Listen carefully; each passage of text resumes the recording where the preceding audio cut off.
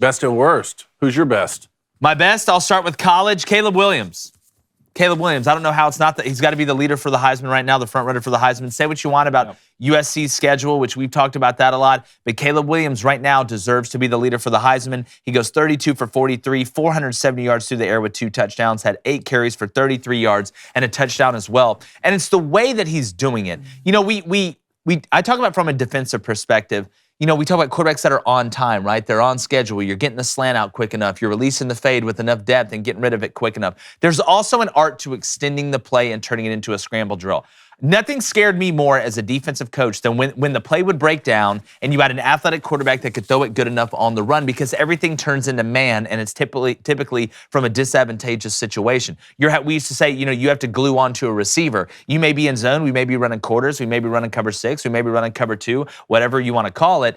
At that point, it turns into man. And when you have guys like USC does that are experienced, like Jordan Addison and Mario Williams Jr., and these guys that are used to getting out there and running around, that's how big plays happen, that you can't sit up and say, all right, guys, you play this leverage, you're going to play at this depth, look for this. This is what we've seen on the self-scout. Because when the play breaks down, it's just a free-for-all. It turns into that jackpot game where the ball gets thrown up. You say, all right, 400, whoever catches it or whatever. So Caleb Williams, to me, what he does, extending the play, is the only chance I think if USC does get in that Final Four and runs up against a Georgia or a Michigan or Ohio State, somebody like that, to be able to score the type points that they're scoring. But I did want to give a shout out to Caleb Williams. Was going to make him my Witch of the Week, but I got another person for that. But give me Caleb Williams as my best. My worst, North Carolina.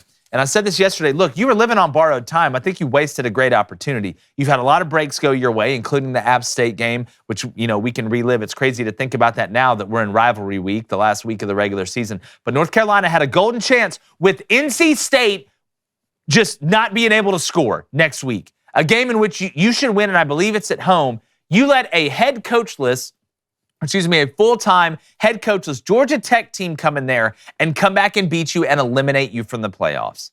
That's unacceptable to me from a team that knows they were living on borrowed time, but it's set up perfectly for you. A down Georgia Tech team, an NC State team without a quarterback really that provides no threat on offense. Defensively, they're not bad, but that dam would break eventually with Drake May. Then you'd have a chance to go beat Clemson and make it to the playoff. But you absolutely blew that opportunity, like when Billy Madison let that kid call Veronica Vaughn in the kitchen. We all remembered it. Remember, you were the kid from Billy Madison. I just hope you guys don't forget it. What's your best and worst from college? My best of the weekend has to be South Carolina. Yeah. South Carolina boys, top 5 victory. Shane Beamer's signature win, 63-18. It's not like South Carolina just kept it close and wasn't like it was lucky. Figured out a way in the fourth to go for 2 instead of kicking a PAT to tie it and win the football game. No, it's 63-18. And you know what's crazy? South Carolina hasn't been involved in a lead change this year.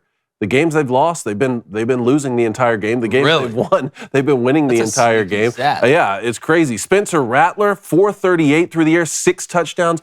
South Carolina had 606 yards of total offense. Yeah, if I'm a South Carolina fan, here's what I think. On one hand, it's like the angel and the devil on the shoulder, right? Like you have on each shoulder. On one hand, I look to my left, and I super ecstatic by the way we played. Huge win over Tennessee. A lot of comparisons to Shane Beamer and Josh Heupel. Both took over programs kind of in similar footing. And obviously Josh and what Tennessee had done compared to what South Carolina had done. But then on the other hand, I'm like, where the hell has this been? Where has this Spencer Rattler been? Yeah. Where has this Marcus Satterfield or whoever the hell was calling plays been? That South Carolina, that was dominant. Dominant. We talk about, it's hard to get your guys up to play as well as they can consistently throughout the year. That is as good as that South Carolina team could play with that personnel. I love what they did with Jaheim Bell. We've seen him play some running back. I love the imagination. But if I'm a South Carolina fan, it's 50% jubilation and 50% confusion. Like how do we go from playing like we did against Florida to like this? Yeah. To like this? It's that the choppy inconsistency that Shane's working to try and flatten out. But if you're a South Carolina fan, you talk about momentum going into the offseason. What if I would have told you last Wednesday that toward the end of the season, South Carolina would have more momentum going into the offseason than maybe Tennessee would have? You looked at me like I was crazy. Now, will that be true? We're going to see. South Carolina's got to go play at Clemson, a place that's very hard to play. I would be shocked if we saw that same performance from South Carolina from last week or last Saturday. this week at Clemson. It's very hard to duplicate that. But they don't have to duplicate that. You just got to get close to that because that was an all-around beatdown. I was shocked. That allows a great recruiter, Shane Beamer, to go on the recruiting trail and do what he does best. My worst from the weekend has to be Ole Miss. Ole Miss losing to Arkansas 42-27, and it wasn't really even that close. I mean, they scored 21 in the fourth even to get it to 27 there. This is a team that started 7-0. Okay, we started hearing a lot of rumors about Lane Kiffin potentially taking the Auburn job. They've dropped 3 out of their last 4, and now this could go one of two ways. There's a big difference between 8-5 and 10-3. Now you're going to have the Egg Bowl. You're going to face off against Mike Leach at Mississippi State, and then you're going to be bowl eligible. I don't know what's going to happen with Lane Kiffin. I don't know what's in his future. A 10-win season is still out there. Yeah. We knew the back half of their schedule was backloaded. 10-win season is still out there, or you could go 8-5. How's the team going to respond? Let me ask you this. Can you pull up their schedule? Because you made this point earlier in the year. And I'm always going to give teams benefit of the doubt that are winning. But if you really look this year, and there's, I guess, social media, us and Ole Miss fans have been beefing because we tell the truth, I guess. But let's look at that schedule. Who is Ole Miss beaten that's good? Troy, Central Arkansas, Georgia Tech, Tulsa, Kentucky. There was their big win there. Vanderbilt, Auburn. Okay, that was the 7-0 stretch. Then at LSU, lost. At Texas A&M, won.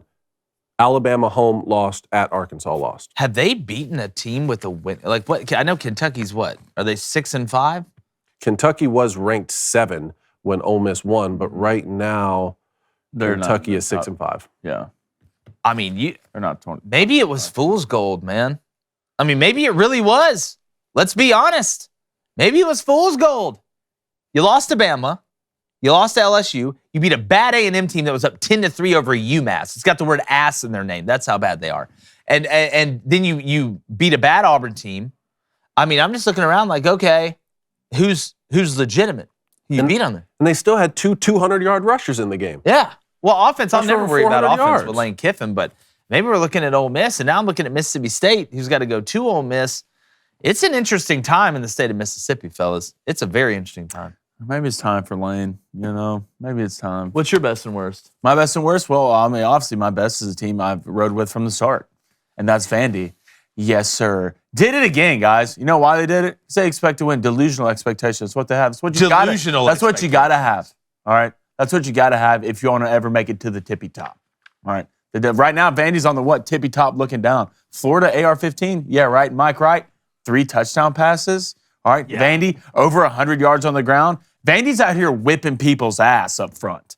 Florida, welcome to the Thunderdome, buddy. Who's this? I'm Flaming Dragon. Hang up the phone. Easy money. Vandy, keep it going. Now Joe Milton's at quarterback versus Tennessee. Come on now. There's a chance, all right? Is it at Vandy? There's a chance. Is the game at Vanderbilt? Joe Milton can't throw it from me to you, David, without breaking all your fingers. Yeah. Okay? So, and he threw the ball 100 yards in. Yeah, we just saw that defense at Vandy. Yeah. Oh, I'm telling you. Oh, no, David. In the air. If this happens. Something's in the Vanderbilt beats Tennessee after the first time they've been ranked number 1 in the country in the And I'm sure Vandy will just find a little snippet from me, the one bad thing I said about them, and put it on here. Oh, they're going to see it in you? For sure. That's a thing now. But hey, congrats, Vandy. Keep it up. Clark Lee, Professor X, really getting it done. Coach of the year? Putting on Cerebro, figuring it out. I mean, Coach of the year? I mean, who knows? My worst? Guys, Cameron Rising. Just the one thing you go back to last year with Cameron Rising, like he made big plays in big moments to win big games. And this year he's doing the complete opposite. Going all the way back to the Florida You go back to all the way back to the Florida game, throwing that pick in the red zone. Red zone, late in games, he has been really bad. You look against Oregon through 3 interceptions. QBR was really bad. And on a 4th and 2, their last drive, really where they could get back, tie it up, or score a touchdown and kind of go up. 4th and 2, great play call, right? Little pick play to the tight end, wide open. He puts it on just absolute little string and dives. It just dives it right in the dirt. He just hadn't been playing well, and I expected a lot more from him. Well, if you look at the difference in the Utah and the Oregon game and the USC-UCLA game, it's quarterbacks and turnovers, which sounds simple, but it is obviously a huge part of the game. When you look at the things the determining factors of winning and losing a football game, turnovers, way up there. Field position, way up there. Penalties, way up there. And DTR throwing 3 interceptions, UCLA still having a chance at the end. Utah, Cameron Rising, turning the ball over as much as he did. Bo Nix really didn't turn the ball over. Caleb Williams, Really didn't turn the ball over that much, and you see what happens. At the end of the day, this is a game where protecting the ball, while it may not be the sexiest thing, is the most important thing, and it will always be that way. Now going to the NFL, my best, the Lions, Dan Campbell, 3 in a row. Never betting against them again. Never betting against them again. You ripped my guts out last weekend against the Bears.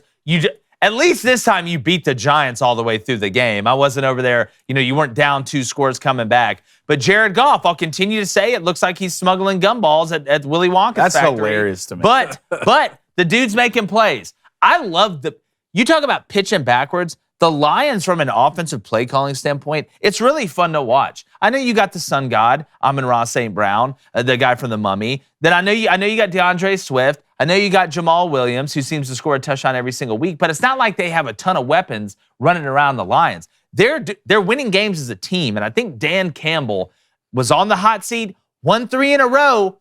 And I need to look at the rest of their schedule over the next 3 games. The Lions are hot right now. Turn that seat warmer down a little bit? Yeah, I think you can turn the seat warmer down. Hey, guess what? The pot's boiling. And you got to remember who's not out there, right?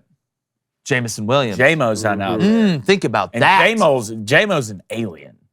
Like, he's running on water. Well, now I'm looking around like, why did y'all trade T.J. Hawkinson to the Vikings? Because sometimes when you give up on the year, then you come back a little bit, you're like, God, maybe we should have done that. First round for him, didn't they? Yeah, but it's not going to help you this year. I think so.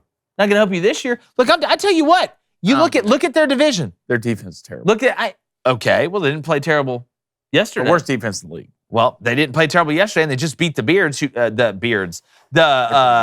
Justin Fields, who's absolutely just running all over everybody, even though the Bears can't figure it out any other place. I just tell you what, man, I'm very impressed with Dan Campbell and the way that he's doing it. My worst, kind of in that same vein, it's the New York football teams. The Giants, you overlooked them. And the Lions took advantage. You got to give them credit. You start off up early, 6-3. Graham Gano can't hit an extra point, which is great. Clavin had him on his team. He had -2 on the day. Thanks, Graham.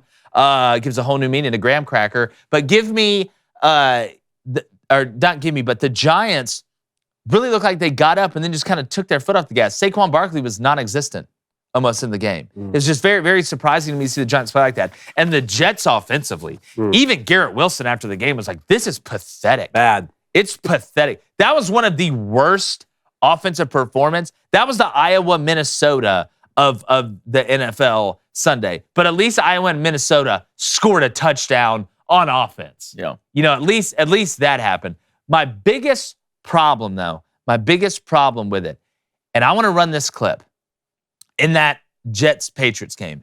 If I'm the Patriots special teams coordinator, at the end, I am looking around like the Manchurian Candidate at the end when I snapped out of being brainwashed. You never block anybody behind a play, especially when a return is going to hit for a touchdown, especially when the return is going to hit for a touchdown basically as time expires. This is a great return, all right, by the Patriots. But watch at the end. This is stupidity at its finest. And if that would have got called back and they would have missed that field goal, I would have cut you. I would have cut you the next day because this is a selfish play. Let's go ahead and run the clip. There's 26 seconds left. Patriots-Jets tied at 3 in the fourth quarter. 4th and 3. Let's roll the footage. Gonna get a normal punt here. You got the drop back from the inside as the lead. Gonna make the first 2 miss. Now here comes the funnel. You feel good about it. Now it's the cutback. You're in field goal range. The punter never had a chance. Watch 30 here. Why, David? Why would you do that? Why would you risk that? I guarantee you in film, this will be called out. I guarantee you in film, this guy will have to stand up and apologize for this because this could have led to you being 5-5 because of this stupid, selfish play. You blocked him in the back. 7 yards behind the play as the guy's going back in the end zone. While everybody will be excited and jumping around, that special teams coordinator, that is a learning moment, and they're very fortunate. Not saying Nick Folk wouldn't have made the field goal, but the Patriots are very, very fortunate that wasn't called off a stupid and selfish play. Yeah, unnecessary because it was behind the play. Do you think it was a missed call? Yes. You do? Yes. Because he kind of got him on the side a little bit. Call. I mean, he shouldn't have done it either way because the back. Yeah. But you know what? There's no risk. You don't risk that. Judgment call. I think you could say it was in the back or he hit him in the shoulder. Well, again, you don't leave it up to the official. No, I agree. You don't leave it up to the official. Yeah. Worst case, you high wall him. I'll show you what a high wall is. Blaine, stand up real quick. So if I'm it's especially nowadays you can't blindside anybody anymore. But a high wall is if you're running down here, instead of blocking him in the back, you almost try and box him out right here with your hands up in your back to him. Because I can't block you in the back if I'm doing this, if you can get there. That's what a high wall is. You don't take him out right here when the guy's right there running into the end zone. It's a selfish play. I would have had him chopping his feet. Wait, hold on. We need a flag for the studio. Yeah, we do. God, if that was me, you know how hard I would have sold a block in the back? Yo, you would have sold it. Oh, you got to. Oh, I'm just lying. I would just lie. What's your best and worst in the NFL? Best from the NFL from the weekend has to be the Cincinnati Bengals. Cincinnati Bengals, divisional matchup on the road at the Steelers. Keep in mind, they lost to the Steelers in the opener this Rivalry year. game. It was ugly. It was ugly. Rivalry game. Now the Bengals sit here, second place in the AFC North behind the Ravens. They play the Ravens last game of the season. Joe Burrow really showed out yesterday. They've won, after that 0-2 start, they've won 6 of their last 8. Joe Burrow went for 355 and 4 touchdowns. Remember, they kind of did this last year. Yeah. They kind of did this last year. Cincinnati Bengals. With no Jamar Chase. I almost, after last night. He's coming back, though. I almost, after last night, went and put some money on the Bengals to win the Super Bowl. After last night. Yeah. You Because saw Jamar it, Chase coming back. Not bad. Like, Come on, Jamar Chase. I mean, Fantasy the team linebacker, needs is you. he back? The white guy. He's unbelievable. For the Bengals? For the Bengals, yes. White dude. Yes, the white inside linebacker. Y'all know who I'm talking about, Bishop Club. Why can I remember his name? Y'all know exactly who I'm talking about. He's a White stud. dude. Sam Hubbard. He's a stud. They got the 2 Harus up front, but there's a guy in the middle. I want to say it's Zach something. Y'all know, the Boost Club knows who I'm talking about. Okay. What was your worst? Worst from the weekend, the Vikings. I mean, how could it not be the Vikings? Like, I know you're going to get to the Cowboys, right? So we're going to talk about that. But, I mean, it has to be the Vikings. Lost time of possession, lost the yardage battle, had more turnovers, more penalties, fewer first down. The Vikings were 1 for 11 on third down, 183 total yards. Like, forget about the players and the GMs and the coaches and all that. The owner should have to sell the team. You can't even have the team anymore. You have to sell the whole franchise and let someone else come in. I'm just trying to make it through this segment. Blaine, what are your thoughts on it? Anything after 12 o'clock, because it's past Kirk's bedtime. Sleepy. He eats dinner at 4:30. Yeah. Watching Murder, She Wrote. Watching Law and Order. My best, the Cowboys. All right. You not only won, all right, you just dominated in every the facet of the game. Tony Pollard looked great. Ezekiel Elliott looked great. Dak looked great, starting to come back, get loose, top 10 guy, and you saw what the Vikings really are, right? You saw what they are. First of all, Vikings up front, you give up 8 sacks. Yeah, that's where the problem You give is. up 8 sacks. Y'all want to blame guys. Kirk Cousins. Here's Kirk Cousins the whole game. If